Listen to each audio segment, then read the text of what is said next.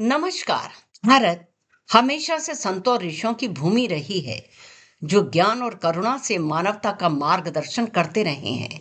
आज हम संत गरीब दास जी महाराज के असाधारण जीवन के बारे में जानेंगे, जो एक आध्यात्मिक सुधारक थे, जिनकी शिक्षाएं लाखों लोगों को प्रेरित करती हैं। सन 1717 ईस्वी में हरियाणा के छुड़ानी गांव में जन्मे गरीब दास जी एक अमीर किसान के बेटे थे। अपनी भौतिक समृद्धि के बावजूद भी किस्मत उन्हें एक उच्च आध्यात्मिक मार्ग में ले आई। 10 साल की छोटी सी उम्र में गरीबदास जी का कबीर साहब से दिव्य मिलन हुआ। उन्होंने उन्हें एक सच्चे आध्यात्मिक ज्ञान की दीक्षा दी। इस पल ने उनके जीवन को हमेशा के लिए बदल दिया और उनमें सतलोक शाश्वत धाम का दर्शन जगाया। गरीबदास जी ने हजारों आध्यात्मिक छंदों की रचनाएं की, जिन्हें पवित्र ग्रंथ गरीबदास की ग्रंथ में संकलित किया गया है।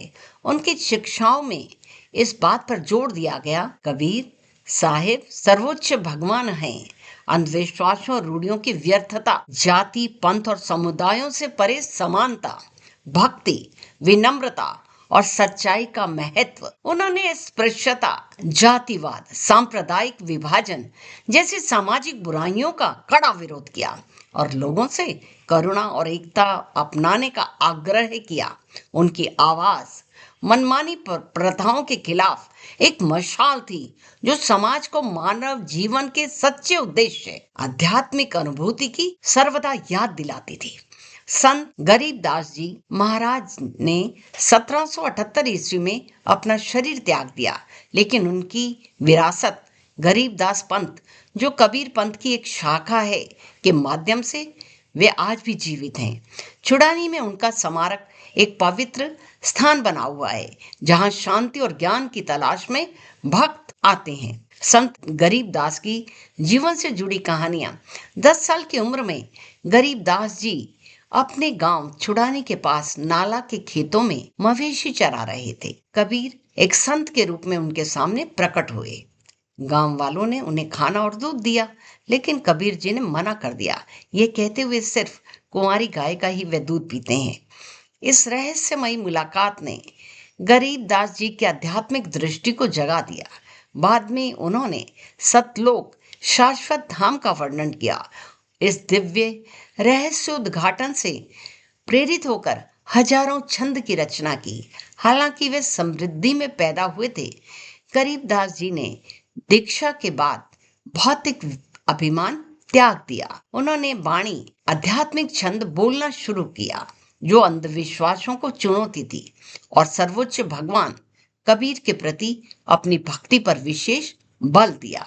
उनकी विनम्रता के कारण उन्हें गरीबदास नाम मिला, जिसका अर्थ है गरीबों का सेवक। भले ही वे भौतिक रूप से अमीर थे, गरीबदास जी ने जातिगत भेदभाव और छुआछूत की खुलकर आलोचना की। एक बार उन्होंने उन रीति रिवाजों में भाग लेने से इनकार कर दिया, जो निचली जातियों को बाहर रखते थे। इसके बजाय उन्होंने सभी को समान रूप से भक्ति में शामिल होने के लिए आमंत्रित किया। उनके छंद अक्सर खोखले रीति रिवाजों का मजाक उड़ाते थे। लोगों से सच्चाई और करुणा का खोजने का वह विशेष आग्रह करते थे। गरीबदास जी की शिक्षाओं को गरीबदास की ग्रंथ में संकलित किया गया है, जिसमें हजारों छंद हैं। कहानियों में बताया गया है कि वे रोजमर्रा की जिंदगी में, चाहे वे खेत में हो, गांव वालों के बीच में हो या सभाओं के दौरान, सहज रूप से गहरे आध्यात्मिक सत्य सुनाते थे।